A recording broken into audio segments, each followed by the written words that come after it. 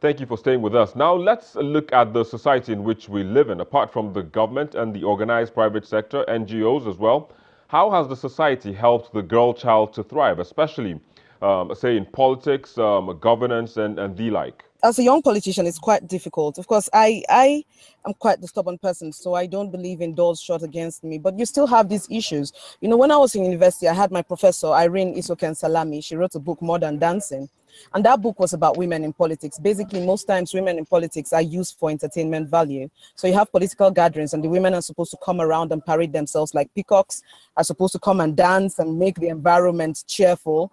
And then they give way for the men to do the serious stuff. And we still have issues like that. Back where I come from, you know, Southern Kaduna, despite everything one has been able to do, you still have men, you know, or women even telling you that, oh, I'm so proud of you, our daughter and everything. But then they now say, you know, if you were a boy or if you were a man, I would have said we have a leader where we come from. But you are a woman and there's only so much a woman can do. Like, you still hear those things in 2017. You still hear, I'm afraid for you because you're a woman. They will not. And coming from a place where you're not raised to see this, you know, these limitations, especially from my own, you know, nuclear family, it's a bit of a problem. You have someone within a political party, a young man, that you say, okay, we can't say it is the gerontocratic sets that are thinking this way. But I had a young man a couple of weeks ago walk up to me and say, look, we can't have a woman as youth leader of this party. It cannot happen. It's not possible. A woman rule over us. So these are things that are very prevalent in politics. Women are told that they can't do it.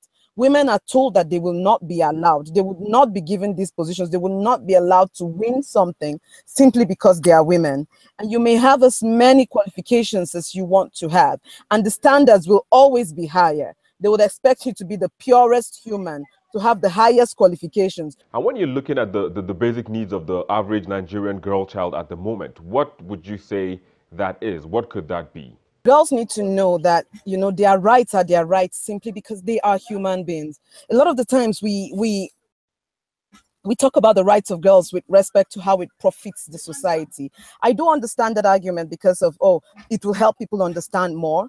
But I would want people to also see girls not just as tools, but as human beings. Educate the girl child because she's a human being and should be educated, not just because it's going to affect so and so in so and so terms. Oh, she's somebody's mother. You know, I know we've spoken in these terms, but we should start seeing it that, look, this girl should be educated because she is a human being. Because just like any other person, she has the right to life, the right to freedom, the right to education. She should be. She can do whatever she wants to do with that education. She can decide she doesn't want to have a family. She can decide she wants to spend her money on herself. She can decide she doesn't want to do any form of societal or anything. But as long as this girl, look, is regarded as a human being, her primary unit, herself, she doesn't owe anybody anything. Can we educate Ndi because Ndi is human? Ndi deserves to go to school, not because, oh, Ndi is going to end up as somebody. And so every time we keep putting girls that sense of duty, she owes this. We sent you to school because she's going to do this. She's going to end up as this. Do you know if we educate you, you are going to carry the society on your head? That doesn't, at this point, I think that we have to strip this conversation naked to the point that, look, we're looking at a girl as a human being with rights, with freedom to do what it is she wants. And we are going to make sure that this girl goes as far as she wants to go, because that is what any human being deserves. And if she decides that, look, with what I have learned, I'm going to contribute to the society, that makes her a very good person. That's fine. If she does not, that's also okay. But she should, because she is a human being, not because a man someday is going to need a helpmate, not because, oh, somebody is going to die someday and she needs to take over.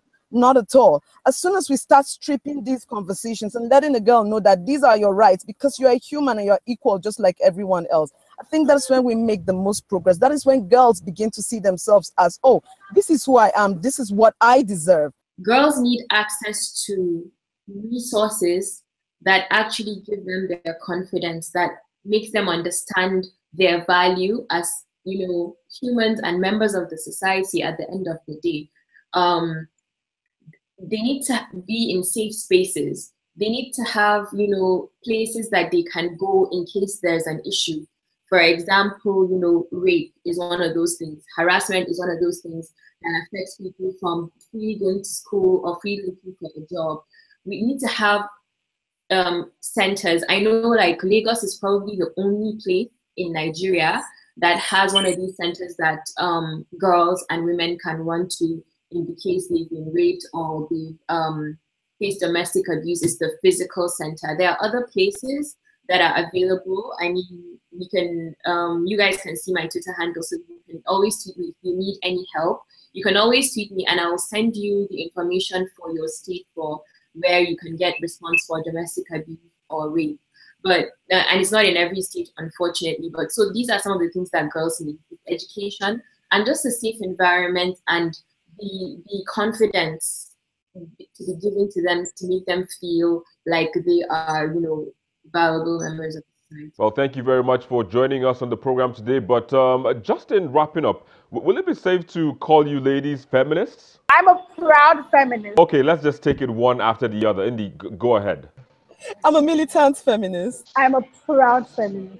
I support all women. I support the rights of all women. I'm a feminist. All right, on that note, we wrap the conversation. Thanks again for joining us. We will be back with the most videos in the past week. The lamentation over the bad state of the Epoma Benin Way by motorists tops this week's most viewed video in 5th place. Left Auchi since for like 3 hours now. I'm in Irekpena. I still have about 2 hours drive before I get to Benin. In fact, it's really terrible. I just pray that government should please come and fix this road. It's really very bad. We are suffering. I'm here getting ready to go to work, put on a yellow life jacket, point out the exits, hand out chicken or beef. The video of a British Airways air hostess making terrible comments about Nigerian passengers is up next in 4th place.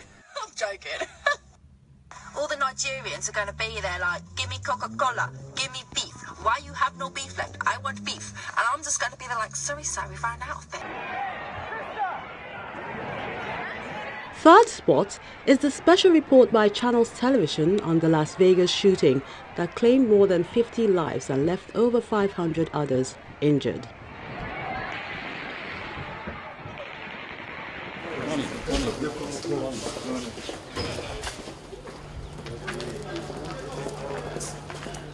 The no-comment response by the Minister of State for Petroleum Resources, Dr. Ibe Kachuku, after meeting with President Buhari behind closed doors, comes in second. Honorable Minister, thank you. You just had a meeting with Mr. President. What did you discuss? No comments. And the former governor of Anambra State, Peter Obi's comments on Nigeria at 57 is the most viewed video on our YouTube channel in the past week. I said, if you look at it, we are celebrating 57 years of independence. That if you actually reflect properly, that we have failed.